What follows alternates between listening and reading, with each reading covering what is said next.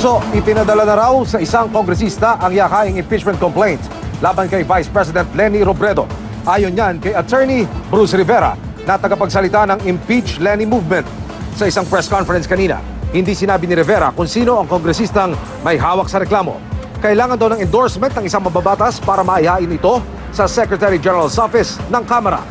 Hindi pa raw naaaral ng naturang kongresista ang laman ng reklamo kung kaya hindi pa ito formal na maihain. This is our duty as a Filipino. We feel that we have to do this. In fact, the result of this is not even, we are not even to the point of really wanting it to be impeached, but we just want to let the world see that there is a democracy working in the Philippines.